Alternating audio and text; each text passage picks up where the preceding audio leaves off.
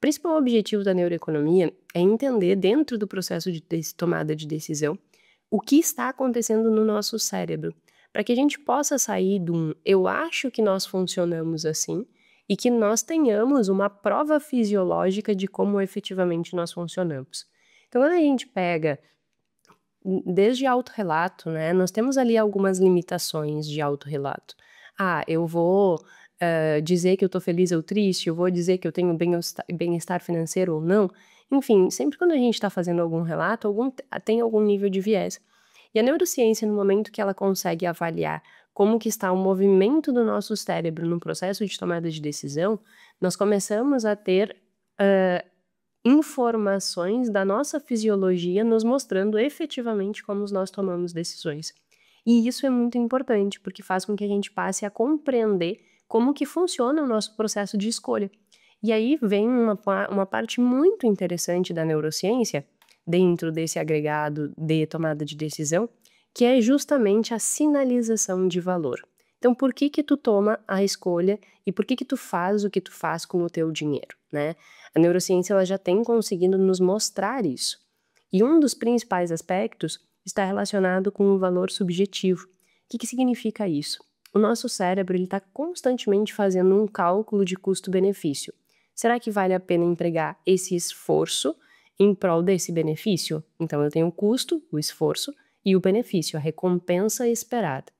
Se a recompensa esperada ela superar o custo, eu executo aquela atividade. Agora, se eu perceber que aquele custo é superior à recompensa esperada, então eu não entrego aquele comportamento. E isso não é um valor objetivo, como a economia tradicional ela nos dizia, né? Não é um valor que a gente simplesmente é igual para todos e que todo mundo vai ter o mesmo processo decisório sempre no processo de maximização da utilidade. Não, pelo contrário, este valor é um valor subjetivo. Então, o valor que tu atribui tanto a esforço quanto a recompensa é subjetivo. Vai depender do que tu aprendeu ao longo da tua vida, vai depender da tua socialização, que é esse processo de aprendizado desde a infância, vai depender das tuas crenças, vai depender dos teus objetivos, né, a tua perspectiva futura. Então tem muitos e muitos aspectos que vão estar envoltos nessa atribuição de valor. E isso vai fazer com que tu tenha maior ou menor predisposição a agir na direção de determinada coisa. Tá, entendi isso, entendi que é um cálculo de custo-benefício, e aí, como que isso acontece dentro do nosso cérebro? Aí que a gente vai para um exemplo bem prático, que eu acho que vai ficar bem útil para que a gente compreenda essa relação de escolha financeira com o processamento das informações do nosso cérebro. Bom, suponha o seguinte, você está indo no supermercado, tá? E você tem uma lista de coisas que você precisa comprar no supermercado. Quando você chega no supermercado, você pega a sua lista, vai indo lá com a sua lista e tal. Numa determinada passagem, né, num corredor, você se depara com um chocolate Lindt. Eu digo um chocolate Lindt, até eu fui pesquisar quais são os melhores chocolates do mundo. E ele está dentre os melhores chocolates do mundo. Eu acho ele muito gostoso, realmente, assim. Então, digamos que tu te depare lá com um chocolate Lindt e que normalmente o preço dele era, sei lá, R$ 39,90. E você tá ali diante dele podendo pagar R$19,90. Então, tem quase metade do preço aí para que tu compre o mesmo chocolate. Só que ele não estava na tua lista de aquisições. Tu não tinha pensado em chegar e comprar o chocolate Lindt. A tua lista do supermercado tinha outros produtos que nada tinha a ver com o chocolate. O chocolate, ele estaria saindo da tua lista e saindo da tua dieta, né? O que eu acho que é muito interessante quando a gente fala de comida, porque as pessoas negligenciam o gasto em comida, justificando que, mas é comida. E muitas vezes o gargalo tá justamente aí. Porque como tem uma justificativa muito forte, né, muito pertinente, mas eu tô gastando com comida, acaba que quando tu vê, tu gastou muito mais do que era destinado ao orçamento para comida, e aí tu ficou apertado e não sabe por quê. Mas eu não gastei com nada, assim, mas o teu supermercado tá absurdo. Então, são coisas que a gente tem que ir desenvolvendo essa consciência, porque realmente, às vezes, a gente mete os pés pelas mãos na comida. Bom, aí tu tá diante disso. O que está acontecendo no teu cérebro neste exato momento que você está diante da prateleira, que aquele chocolate que é o teu preferido não estava na tua lista e ele está com um preço muito inferior ao que é o preço normal.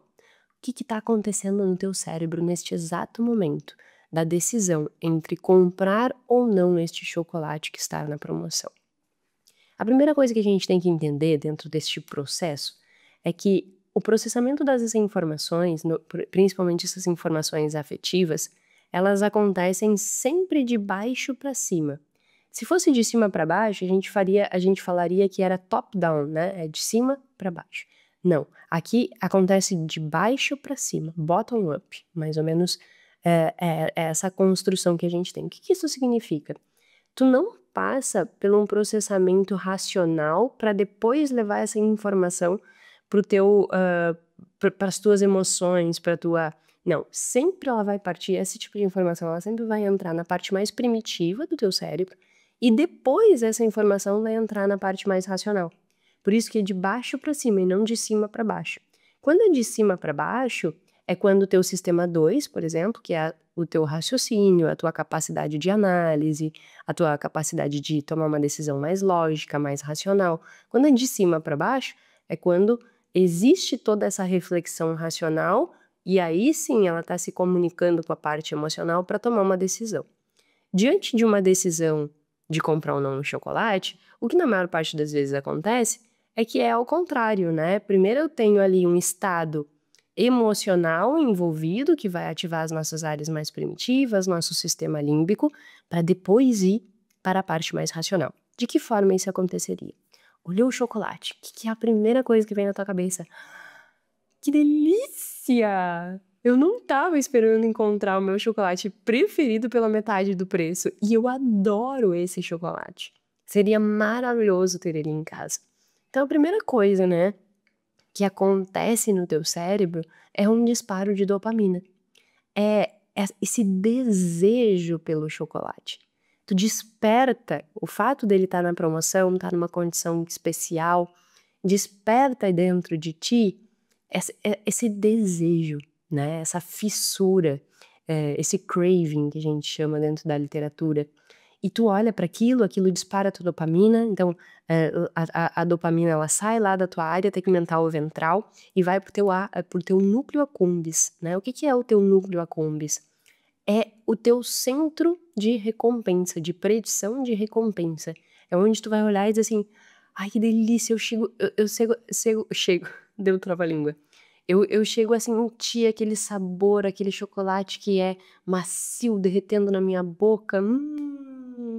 Então agora tu já tá misturando, né, dopamina com serotonina, que são os teus neurotransmissores que vão estar atuando nesse processo de tomada de decisão e tem todo esse ímpeto de querer comprar. Aí pode existir um freio. Que freio é esse?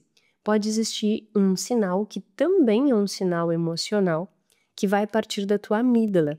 Que assim, eu tô trazendo ela aqui nesse contexto, mas é bem difícil que na hora de tu decidir comprar um chocolate vai disparar a amígdala do ponto de vista prático, entendeu? Eu tô extrapolando um pouco o funcionamento do cérebro para que tu entenda a dinâmica do funcionamento das áreas. Mas assim, se a gente fosse usar uma máquina de ressonância magnética funcional, provavelmente o nível de significância da maior ativação da amígdala num processo de tomada de decisão de comprar ou não um chocolate, provavelmente, se ela sinaliza alguma coisa, provavelmente não seria um nível significativo a ponto de gerar uma influência muito grande. Mas eu vou trazer ela a ponto de compreensão de como que funciona as principais áreas envolvidas no processo de tomada de decisão, tá? E aí a gente pode levar para outros contextos que sim, a amígdala ela teria uma ativação significativa. Eu já trago algum exemplo nesse sentido. Tô fazendo esse disclaimer porque por vezes a gente escuta determinado conteúdo e a gente generaliza, né? Ou acha que o impacto daquilo é muito maior do que verdadeiramente é. Então a gente tem que estar sempre com esse bom senso de entender que, Obviamente, a decisão de um chocolate não vai fazer uma mudança na tua arquitetura do teu processo de tomada de decisão absurdo, afinal das contas, é uma decisão extremamente simplória do dia a dia. Eu só tô usando como exemplo justamente para que a gente entenda a dinâmica, tá? Então, voltando, a amígdala, ela pode ter um disparo de alerta. A amígdala, ela sempre vai estar relacionada com essa resposta emocional, né?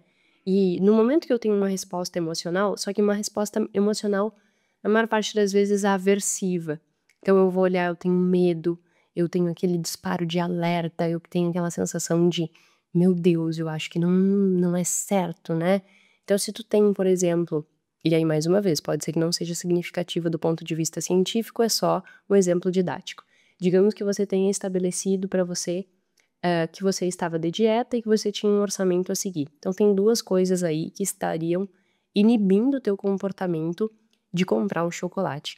Nesse momento a tua amígdala dispara e diz assim, peraí, olha só, não é o certo, né? Gera aquele alerta, gera aquela coisa assim, eu tinha me prometido fazer outra coisa, então dá um freio aí. Então a amígdala vai estar dando esta sinalização.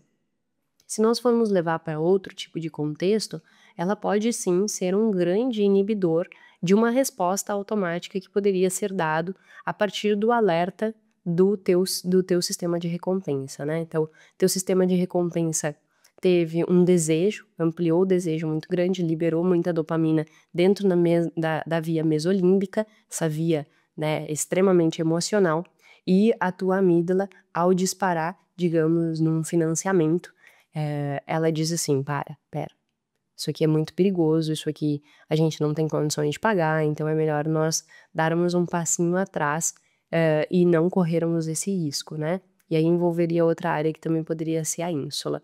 Mas é só para mostrar que o funcionamento da amígdala nesse processo, ela funciona bem como um alerta mesmo daquele comportamento, né? Olha, talvez a gente tenha que ligar o freio. Então, ativou o núcleo accumbens, liberação de dopamina. Eu tô trazendo o exemplo da amígdala, mas no chocolate pode ser que não exista. E aí a gente vai para uma outra área, né?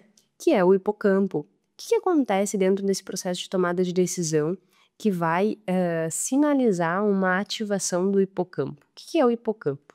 O hipocampo ele está diretamente relacionado com a nossa memória. E se está relacionado com a nossa memória, o que vai acontecer aqui? Ele atua como a nossa biblioteca de experiências. Então, diante de uma decisão, eu vou ir lá na minha biblioteca de experiências e vou questionar na minha biblioteca de experiências. Como que da última vez que eu comi esse chocolate eu me senti?